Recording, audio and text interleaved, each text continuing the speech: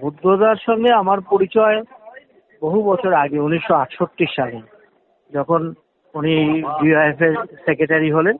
প্রথম সম্মেলনে, সেই সম্মেলনেই দেখা হয়েছিল প্রথম। তারপরে উনি খুব বেশি দায়িত্ব নিয়ে তিনি কাজ করতেন, সেটা হচ্ছে দার্জিলিং, উত্তরবঙ্গে, দার্জিলিং জেলাতে, এবং সিপিআইএম এর দার্জিলিং জেলা কমিটির দায়িত্বেও তিনি ছিলেন। তারপরে হচ্ছে 1977 সালে তিনি মন্ত্রী হন, আর আমি 1991 সালে মন্ত্রী হই। পার্টির রাজ্য কমিটিতে এবং রাজ্য সম্পাদক মন্ডলীতে আমরা প্রায় একসাথে কাজ করেছি। আবার 91 সালে ওনারই আন্ডারে আমি রাষ্ট্রমন্ত্রী ছিলাম। হ্যাঁ, প্রথম প্রথম প্রথম 5 বছর উনি নগর উন্নয়ন দপ্তরের পূর্ণমন্ত্রী ছিলেন, আমি রাষ্ট্রমন্ত্রী ছিলাম। তো তখন যে একসাথে কাজ করতে গিয়ে যেটা দেখেছি, ওনার মনটা খুব উদার ছিল। সবসময়তেই সাধারণভাবে পূর্ণমন্ত্রীরা রাষ্ট্রমন্ত্রীদের সেরকম সহযোগিতা করে না, কিন্তু উনি একেবারেই সবকিছুই বললেন না, তুমিই করো, এটা তুমিই দেখো, আমাকে বারবার করে কোনো জিজ্ঞাসা করতে হবে না। এই যে জিনিসটা আমি আমি দেখেছি। তারপরে যেটা দেখেছি যে উনি খুব দ্রুত সিদ্ধান্ত নিতে পারতেন।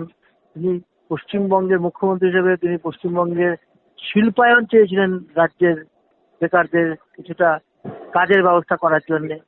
হ্যাঁ, তো তখন ওনার, আমি যেটা কাজ করেছি ওনার সাথে, এবং তারপরে উনি এই যে উত্তরবঙ্গের বিভিন্ন যে সমস্যা, বিশেষ করে দার্জিলিং এর সমস্যা, উত্তরবঙ্গের ভাষার সমস্যা, উত্তরবঙ্গের উন্নয়নের বিষয়তে উনি খুব খুব আন্তরিকভাবে এই সমস্তগুলো দেখতেন।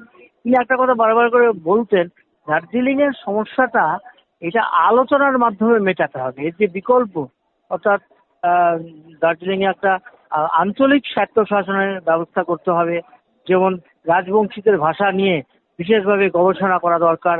উনি একটা কমিটিও করে দিয়েছিলেন যে যদি ভাষাবিদদের ঠিক করুক, যদি ভাষা হয়, যদি সেই ভাষা স্বীকৃতি, সেটার বিষয়েও তিনি, তার একটা সহমর্মিতা একটা ছিল।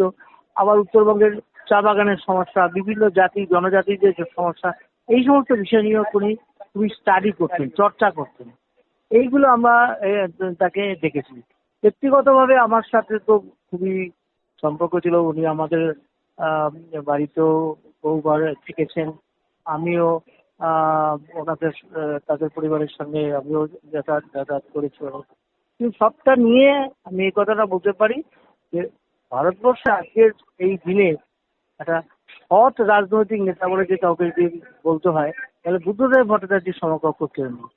তিনি ভাষণ দিতেন, বক্তব্য রাখতেন, তিনি এত একটা খারাপ শব্দ কখনো ব্যবহার করেননি, এবং তিনি এত, তার কথার মধ্যে, ভাষার মধ্যে এত একটা সৌন্দর্য বোধ ছিল, সেগুলো ছিল আমাদের কাছে কিন্তু শিক্ষণীয়।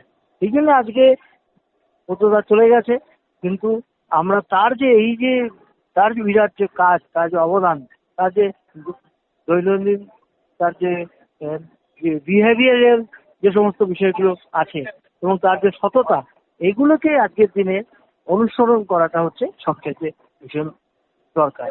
আমি বুদ্ধদেব ভট্টাচার্যের প্রতি আমার শ্রদ্ধা আমি জানাই।